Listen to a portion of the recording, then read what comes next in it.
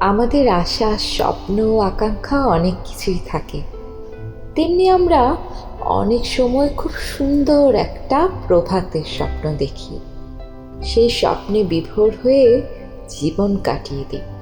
কিন্তু আমাদের বর্তমানে কাটিয়ে দেওয়া সকালগুলো যে অপেক্ষা করা সেই সুন্দর সকালটা আমরা মিলিয়ে দেখি না।